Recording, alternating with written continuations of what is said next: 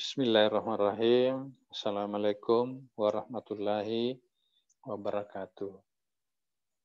Ananda semua peserta mata kuliah pengantar analisis real, kita telah menjelaskan dua sifat dari himpunan bilangan real sebelumnya ya. Dua sifat dari himpunan bilangan real, yaitu sifat lapangan dan juga sifat urutan ya. Oke, kita akan mendalami lebih jauh sifat lapangan dan sifat urutan itu. Baik, saya akan share screen kertas kosong ya. Ya. Rupanya bukan kertas kosong. Oke, baik. Oke, Ananda. Yang pertama kita lihat sifat lapangan ya. Kita ulang kembali. Saya akan menggambar ini. Misalkan lingkaran ya. Bukan lingkaran ya. Iya. Ini saya anggap sebagai himpunan semua bilangan real. Nah, berdasarkan sifat lapangan, salah satu elemennya bilangan real itu adalah 0 ya. Ya. Di apa itu 0? M3 kalau tidak salah. Ya, M3 ya. Ada bilangan 0 dengan sifat A3, maaf. Kemudian di dalam himpunan bilangan real juga ada elemen 1 ya. Ada elemen 1 sifat A3. Oke, sifat A3. Nah, pertanyaannya adalah dengan sifat seperti ini sebenarnya apakah elemen-elemen dari R itu ya. Yang jelas kita kan sudah mengenal sekarang himpunan bilangan real itu kan himpunan bilangan real itu bisa dibagi dua elemennya, yaitu himpunan bilangan rasional dan himpunan bilangan irasional. Itu kita gabung masuk semua ke himpunan bilangan real. Akan tetapi untuk dua sifat atau utamanya pada sifat yang pertama yaitu sifat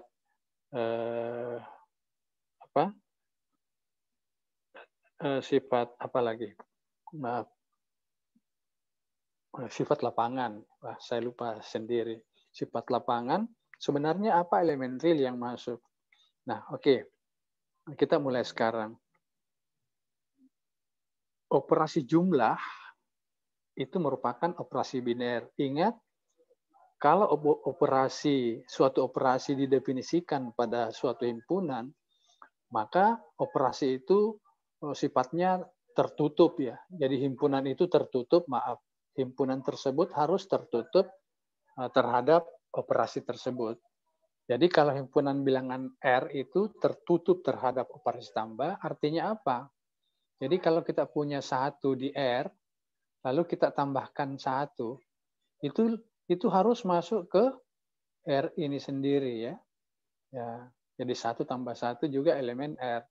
Nah sekarang kita notasikan 1 tambah 1 itu notasinya atau simbolnya adalah ini, 2 ya, kita baca 2. Nah, dengan demikian 2 juga akan masuk ke himpunan bilangan real. Ya, dengan cara yang serupa, maka semua bilangan-bilangan 3 semua masuk ke himpunan bilangan real. Ya. Karena sifat tertutup terhadap operasi tambah. Oke. Karena 2 elemen real ya. 2 elemen real menurut sifat apa itu? Multiplication ya, M4. Ya, M4. Kalau 2 elemen real, nah kan ada 2 ini memiliki inverse ya. Jadi 2 inverse ya, 2 inverse juga elemen real ini Tetapi dengan sifat apa? Nah, 2 kali 2 inverse itu harus sama dengan 1. Nah, notasi untuk 2 inverse kita tulis sekarang itu adalah 1/2. Oke, dengan demikian kalau 2 elemen real ini, maka 2 inverse atau 1/2 juga elemen real. Nah, ya. Ini dari sifat M4. Nah, dengan demikian kalau 3 elemen real, maka 1/3 juga itu elemen real. Iya. Baik.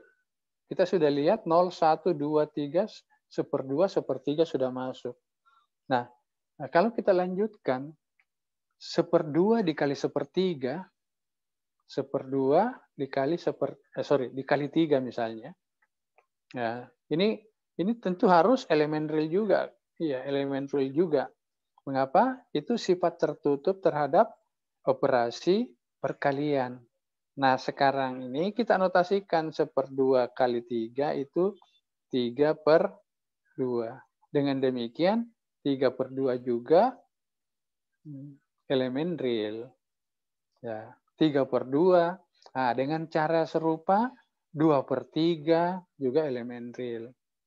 Nah, kalau proses ini kita lanjutkan terus-menerus, maka sebenarnya elemen dari himpunan bilangan real itu yang kita bisa daftar dengan cara seperti ini adalah semua bilangan-bilangan bulat dan juga termasuk semua bilangan-bilangan pecahan.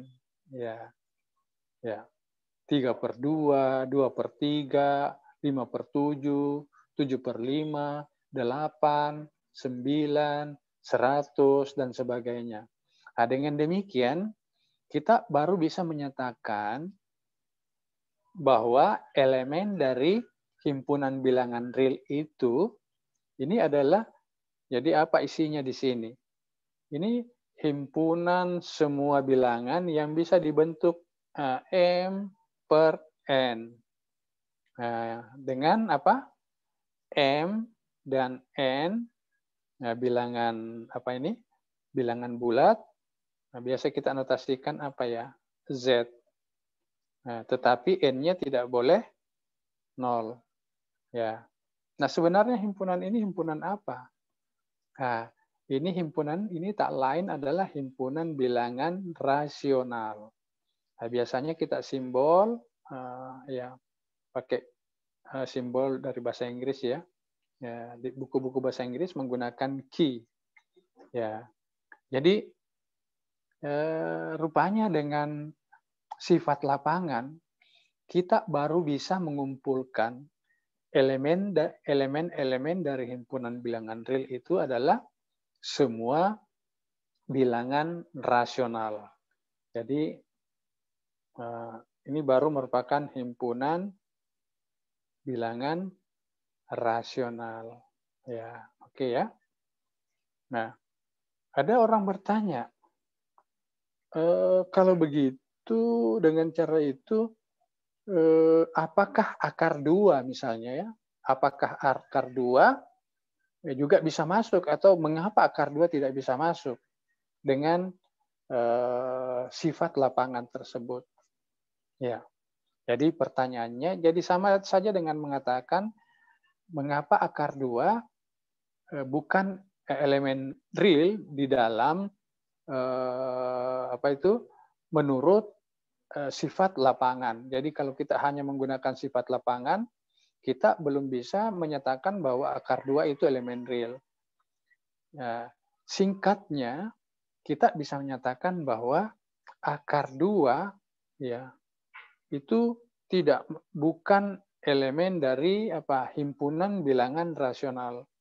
Ya, jadi bukan elemen dari himpunan bilangan rasional. Ya. Karena apa? Karena di dalam himpunan bilangan real ini elemen-elemennya yang yang bisa kita masukkan baru sebatas himpunan bilangan rasional. Jadi berarti kita harus bisa menunjukkan bahwa akar 2 itu belum bisa masuk ke dalam himpunan bilangan tersebut. Ya, atau akar 2 bukan elemen himpunan bilangan rasional. Nah, inilah yang kita harus buktikan ya. Nah, ini hanya salah satu kasus bagaimana membuktikan akar 2 bukan elemen Q. Ya. Nah, ingat elemen Q itu bentuknya apa? Ya, semua bilangan yang bisa dibentuk menjadi M per N. M dan N bilangan apa? Bilangan bulat dan N-nya tidak sama dengan 0. Oke. Nah, bagaimana membuktikannya? Ya, kita mulai dari ini. Nah, biasanya pembuktian dengan pengandaian itu biasanya cepat berhasil ya. Oke, kita mulai dengan pengandaian. Andaikan. Ya. Andaikan akar 2 itu elemen dari himpunan bilangan rasional. Nah, apa akibatnya kalau akar 2 elemen bilangan rasional? Berarti akar 2 bisa dibentuk menjadi apa? M per N ya, M per N. Nah, membentuknya ini kita bisa memilih M dan N itu dalam bentuk yang paling sederhana. Misalnya begini. Kalau misalnya akar 2 itu misalnya 6/4, maka bukan itu yang kita maksud. Yang kita ambil kalau M per N-nya itu adalah kita sederhanakan 6/4 itu menjadi 3/2. Oke? Ya, jadi seperti itu. Jadi, andaikan akar 2 bilangan rasional, maka akar 2 bisa ditulis sebagai M per N. Nah, apa akibatnya? Oke, nah ini N-nya tidak boleh 0 ya. Ya, tidak boleh 0. Apalagi tadi, M per N dalam bentuk, ini saya tulis bentuk paling sederhana. Ya, bentuk paling sederhana. Ya. Ananda masih ingat? Ya, bentuk yang paling sederhana maksudnya seperti apa? Misalnya 6/4 dijadikan 3/2. Masih ingat? Ya, faktor sekutu terbesarnya adalah 1. Ya, faktor sekutu terbesar. Ya, faktor sekutu terbesar. Ya, bukan KPK ya, tapi FPB-nya. Nah, biasanya disimbol dengan apa itu? Biasanya M, N ya sama dengan 1. Tapi oke lah, ini biasanya ditulis dalam mata kuliah teori bilangan. Tapi yang jelas kita pahami bahwa M per N itu dalam bentuk paling sederhana. Oke. Sekarang kita lakukan penalaran ya. Kalau akar 2 sama dengan M per N, berarti apa? Kalau saya kuadratkan dapat apa ini? 2 ini sama dengan M kuadrat dibagi N kuadrat. Nah, kalau kita sederhanakan, kita dapat apa? M kuadrat sama dengan 2 kali N kuadrat. Ya, M kuadrat sama dengan 2 kali N kuadrat. Ya, berarti M kuadrat itu 2 kali suatu bilangan. Artinya apa? M kuadrat itu merupakan bilangan genap. Ya, nah, dari sini kita bisa katakan bahwa M kuadrat adalah bilangan genap. Bilangan genap. Oke. Nah, sekarang kalau M kuadrat bilangan genap, bagaimana dengan M? Ya, M. Ya. Ada yang bisa buktikan apakah M, kalau M kuadratnya genap, apakah M-nya bisa genap, bisa ganjil juga? Ya. Sebenarnya kalau M kuadrat bilangan genap, maka M-nya juga harus genap. Ya. Ya. Mengapa? Ini Ananda yang harus bisa buktikan ya. Mengapa kalau M kuadratnya genap, maka M-nya juga ikut-ikutan genap. Ya, penalarannya begini. Masih ingat kontraposisi dari suatu pernyataan, ya, jika P maka Q. Jika P maka Q itu ekivalen dengan jika bukan Q maka bukan P. Nah, untuk membuktikan bahwa pernyataan ini benar, ya, jika M kuadrat genap, maka M genap, kita bisa telusuri. Nah, kalau M tidak genap, apakah M kuadratnya juga tidak genap? Kalau itu betul, berarti pernyataan jika M kuadrat, maka M. Jika M kuadrat genap, maka M juga genap. Nah, coba kita buat di sini. Kalau Kalau M-nya ganjil, ya, apakah betul M kuadratnya juga ganjil? Jadi kita balik, kontraposisinya kita ambil. Kalau M-nya ganjil, maka M bentuknya seperti apa? Bilangan ganjil, bentuknya bisa ditulis begini. 2K ditambah 1. Ya. Nah, kalau M genap kan 2K, tapi kalau M-nya ganjil 2K ditambah 1. Nah, kalau begitu kita dapatkan apa? Kalau dikuadratkan. Nah, dikuadratkan ini 2K tambah 1 kuadrat, ini sama dengan 4K kuadrat. Ya. Ditambah 2 kali 2K kali 1 berarti tambah 4K tambah 1. Nah, sekarang berarti kan bisa ditulis begini, 2 kali, apa ini? 2 kali sesuatu ditambah 1. Di sini Bapak ini. 2K kuadrat ditambah 2K. Oke. Berarti kita dapat M kuadratnya 2 kali sesuatu ditambah 1. Berarti M kuadratnya juga ganjil. Nah, dengan demikian kita telah menunjukkan bahwa kalau M-nya ganjil, maka M kuadrat juga ganjil. Nah, itu sama dengan menyatakan kalau M kuadrat genap, maka M-nya juga genap. Oke ya?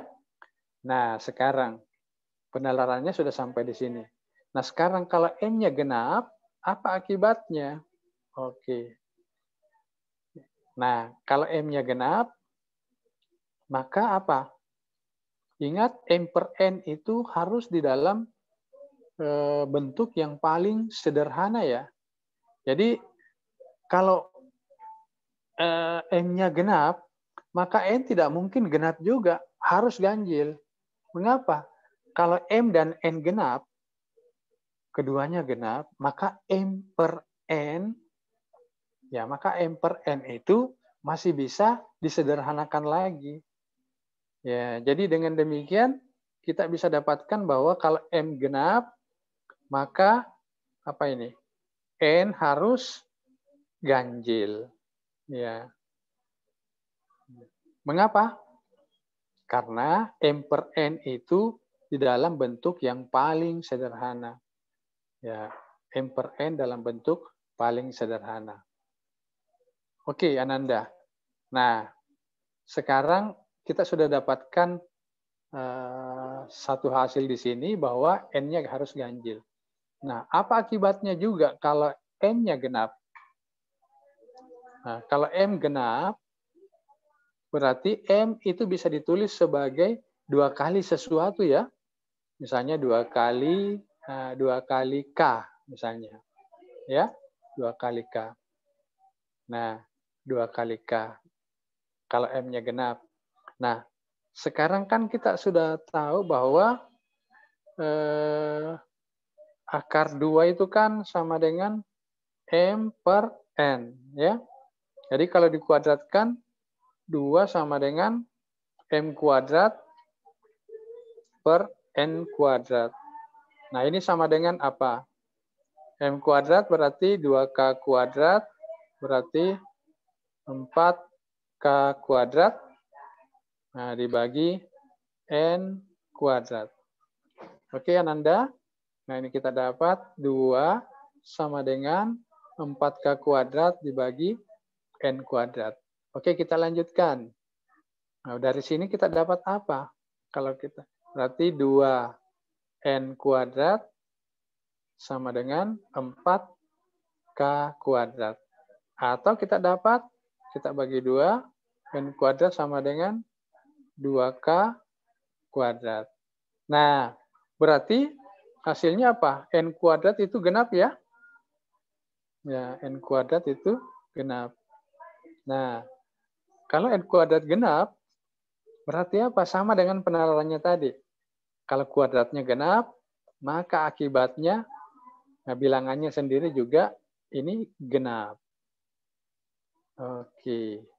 Nah, yang kedua ternyata kita dapatkan N genap. Coba kita perhatikan sebelumnya Ananda ya. Nah, rupanya di sini kita dapat N ganjil. Nah, kalau di sini kita dapatkan N-nya genap. Tidak mungkin sebuah bilangan memiliki dua sifat. Yang pertama, dia merupakan bilangan ganjil. Yang kedua, dia juga merupakan bilangan genap. Ya, apalagi ini kan N-nya juga tidak 0. Nah, berarti apa? Kita dapatkan suatu apa ini? Ya, suatu kontradiksi. Ya. Nah, jadi ini suatu kontradiksi. Ya.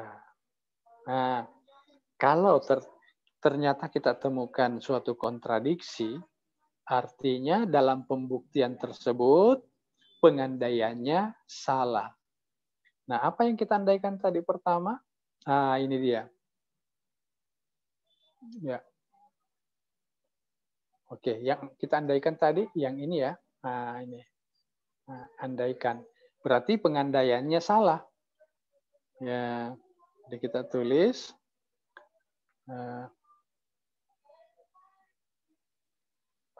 berarti jadi apa? Pengandaian apa yang kita tadi andaikan? Pengandaian akar 2 itu bilangan rasional elemen Q ini salah. Nah, kalau salah artinya apa?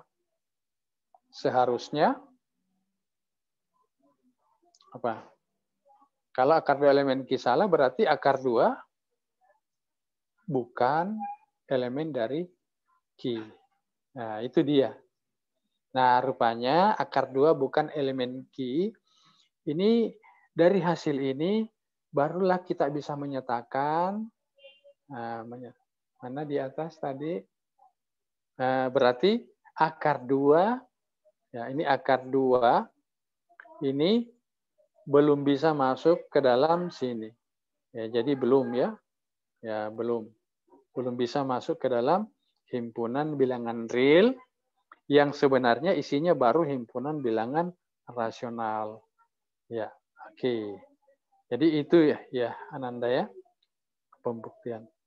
Nah, jadi kita bisa simpulkan begini bahwa berdasarkan sifat lapangan maka himpunan bilangan real itu isinya atau elemen-elemennya baru sebatas himpunan bilangan rasional.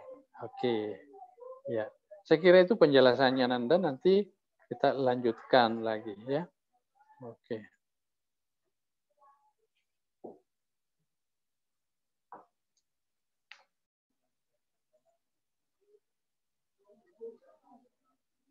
Oke. Baik Ananda semua. Tadi kita telah menunjukkan akibat dari sifat lapangan tersebut. Berikutnya saya akan menjelaskan sifat urutan dan akibat-akibatnya. Baik, saya akan share screen untuk menjelaskan lewat halaman kosong ya yang akan kita tulisi ya. Oke, ini tadi.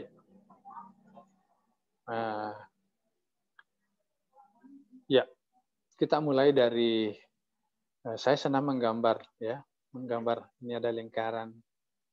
Nah, seperti yang tadi yang saya gambar ini adalah ya semua bilangan real ya, dengan operasi tambah dan operasi kali. Nah, di dalam penjelasan sebelumnya, saya sudah menjelaskan bahwa kita telah membuat suatu himpunan P dengan sifat tertentu ya. Ya, jadi kalau misalnya di sini saya ingatkan kembali, kalau A dengan B itu elemen P, maka apa akibatnya? Jadi kalau A, B elemen P, maka akibatnya jumlahnya juga elemen P dan hasil kalinya juga elemen P. Oke, Ananda ya, itu dua sifat. Jadi jumlahnya dan hasil kalinya masuk kembali ke himpunan P. Kelak nanti kita akan nyatakan bahwa himpunan P itu adalah himpunan bilangan positif. Tetapi ini sifatnya. Nah, sifat yang berikut dari himpunan P itu adalah kalau kita mengambil sembarang bilangan real, ya, bilangan real itu boleh di P, boleh di luarnya P, tetapi tetap di dalam himpunan bilangan real. Nah, ini X elemen real ya, bukan X elemen P. Saya ulangi, kalau X elemen real, maka ada 3 kemungkinan. Ya, ada 3 kemungkinan. Kemungkinan pertama, X itu masuk ke P. Jadi kita tulis X elemen P. Oke. Nah, kalau X elemen P itu tidak benar, maka ada kemungkinan kedua. Kemungkinan kedua itu adalah X-nya itu sama dengan 0. Nah, X-nya sama dengan 0. Artinya apa? Kalau X-nya sama dengan 0, berarti X apa itu 0 itu bukan elemen P ya. Seperti kemarin kita tulis 0 itu di luarnya P. Sini. Nah, kemungkinan ketiga apa? Kemungkinan ketiga negatifnya X yang elemen P. Oke, baik. Nah, sekarang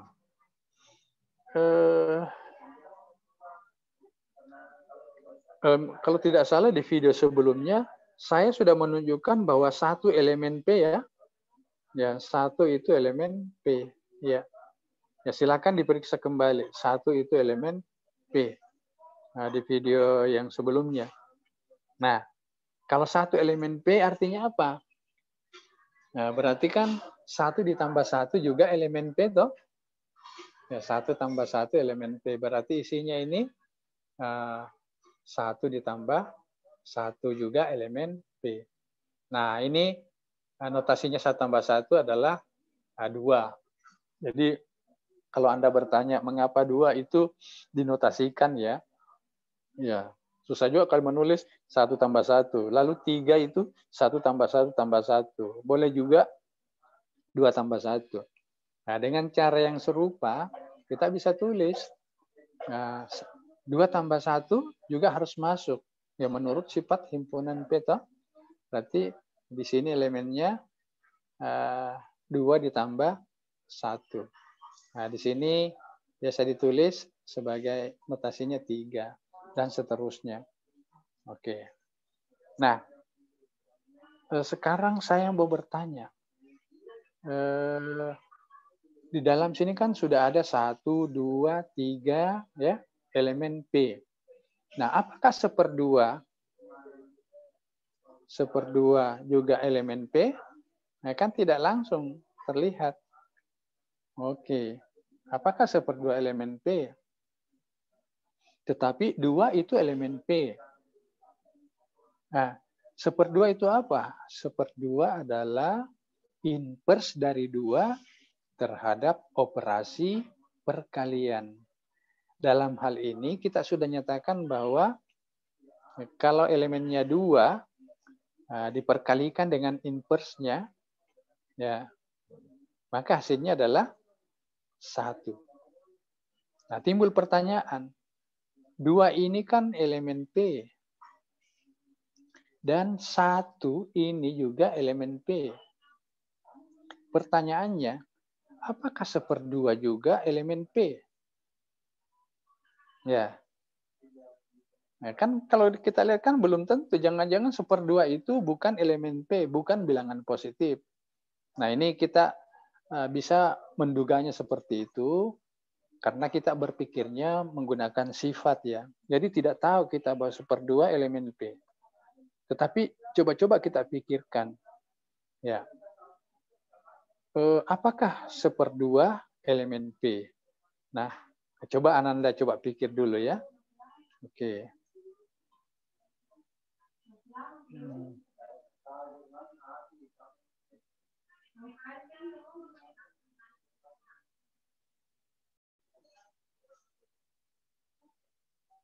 Baik. Kita kembali ke screen ya. Mana tadi? Oke, ini dia. Oke. Nah, apa betul 1/2 elemen P? Oke, boleh kita membuktikannya begini. Andaikan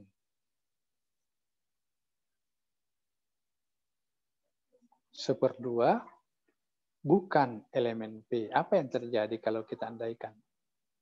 Nah, yang jelas 1/2 itu menurut sifat M4 itu bukan 0. Ya, bukan 0. Mengapa? Coba dipikir. Menurut sifat M4, setiap bilangan yang tidak 0 itu mempunyai inverse terhadap perkalian. Lalu kalau diperkalikan bilangan itu dengan inverse-nya, itu hasilnya adalah 1. Ya. Hasilnya adalah 1. Ya. Mengapa? Kalau inverse-nya itu adalah 0, maka kan berlaku misalnya 2 kali 1/2, dan misalnya 1/2 itu sama saja dengan 0, kan hasilnya harus 0 ya, bukan 1. Dan 1 itu kan bukan 0. Ya, 1 itu bukan 0 di dalam sistem bilangan real yang sudah dibangun. Nah, ini hanya penalaran Ananda ya. Oke, andaikan 1/2 bukan elemen P. Berarti apa akibatnya dengan 3 sifat itu? Dia bukan elemen P, 1/2 bukan 0. Nah, berarti apa? Berarti negatifnya yang elemen P, berarti min 1/2 yang elemen P ya. Nah, coba lihat. Andaikan 1/2 bukan elemen P dan 1/2 juga bukan 0, berarti negatifnya 1/2 itu elemen P. Berarti min 1/2 itu elemen P. Nah, kita kembali ke sini. Kembali melakukan perkalian. 2 kali 1/2 ya. Ini sama dengan apa? Ingat, 2 ini sudah elemen P. 2 kali min 1/2. Ya, min 1/2. Dan min 1/2 juga tadi sudah kita tulis min 1/2 juga elemen P. Nah, berapa hasil kalinya? Ya, silakan ini kita kembali ke sifat lapangan. Hasil kalinya itu adalah min 1. Ya, nanti Anda buktikan. Jadi min 1. Tetapi min 1 di mana? Min 1 di mana? Nah, ingat, 2 elemen P dan min 1/2 elemen P, berarti hasil kalinya harus elemen P. Oke. Ya. Nah, kita dapatkan sesuatu yang apa? Yang tidak benar. Ya, tidak benar. Mengapa? Karena 1 itu elemen P dan suatu bilangan itu tidak mungkin berada di dalam suatu himpunan dengan negatifnya ya. Jadi kalau 1 elemen P berarti min 1 tidak boleh di P kembali. Nah, apa yang kita dapatkan dari penalaran ini yaitu adalah bahwa pengandaian 1/2 bukan elemen P itu salah. Ya, jadi pengandaian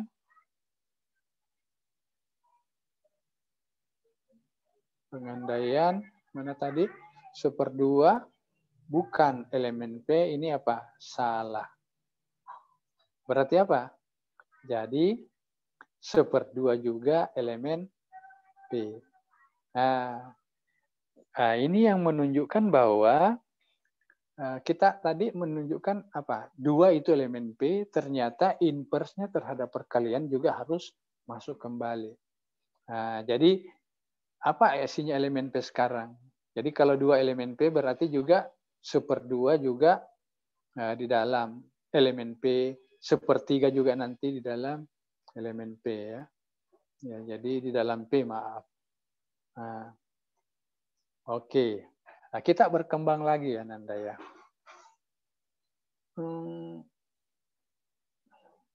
Dengan 1/6 dan seterusnya elemen P semua ya, 1/6. Dan nanti mengapa? Karena oh iya, 1/2 kali 1/3 ya, itu harus masuk kembali ke P. Ya, gitu ya. Berarti apa? Akibatnya apa? 1/2 elemen P berarti apa? Kita bisa katakan 1/2 lebih besar dari 0 misalnya ya. Nah, gitu. Nah, ini problem lagi. Saya tantang Anda semua menyelesaikan problem. Nah,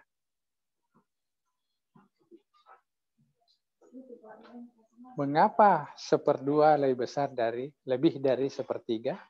Oke. Ya. Ya, orang dulu agak susah ya sekarang. Nah, ini kita butuh satu aturan ya. Aturan menjumlahkan atau mengurangkan bilangan pecahan.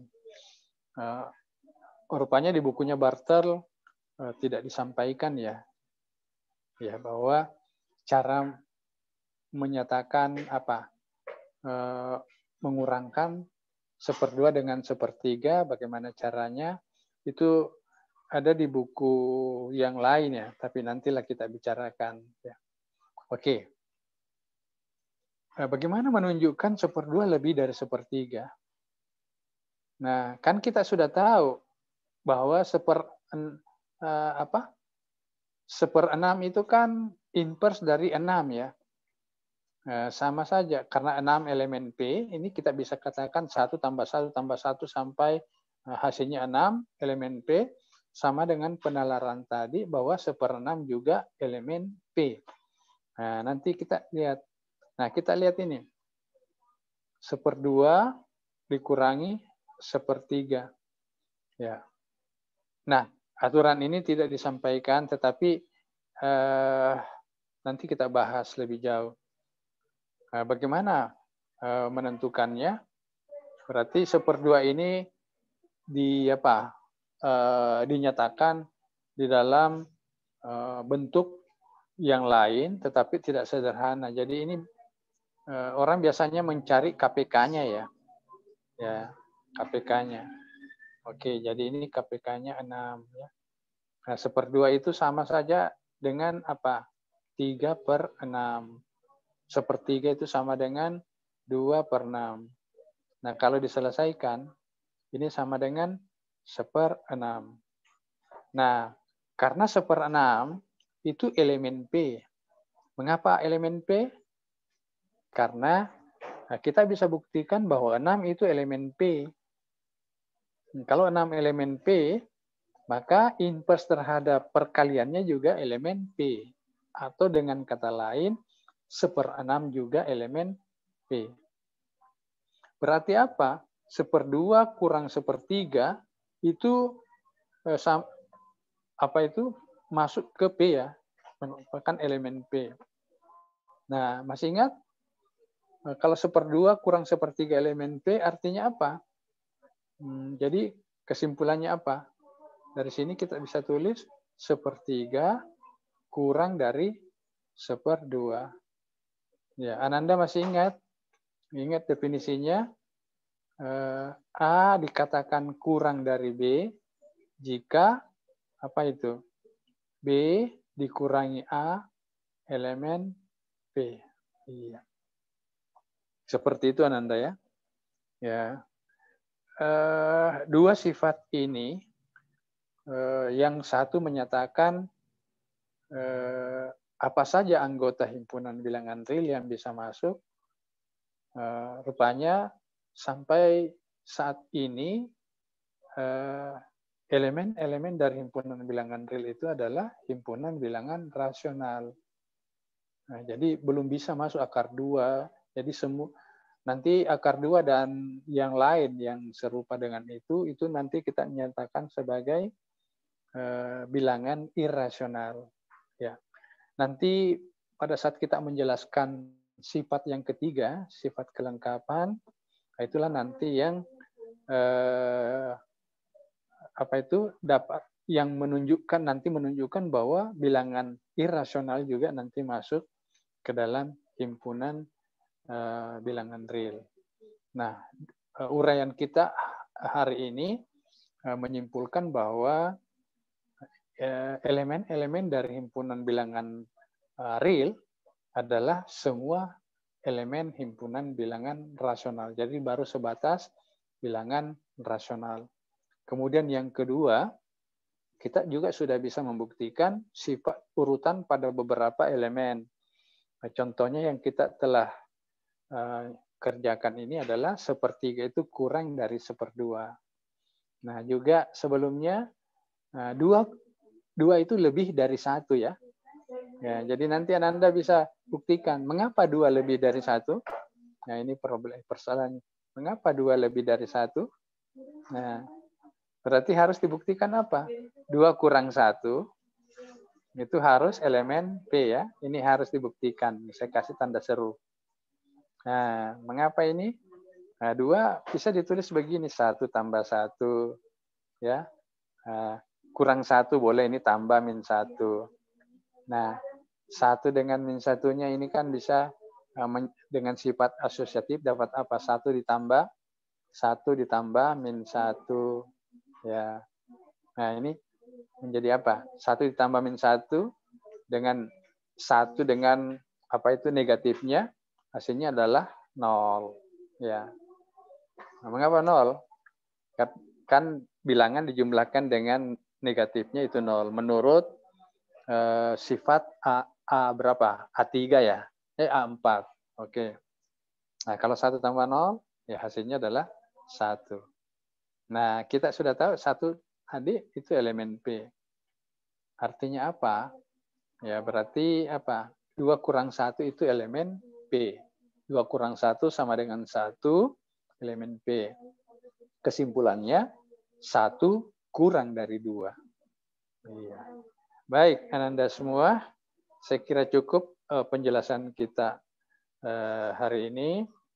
Mudah-mudahan Ananda merasa tertantang untuk menjelajahi lebih jauh ya problem-problem yang terkait dengan kedua sifat tersebut.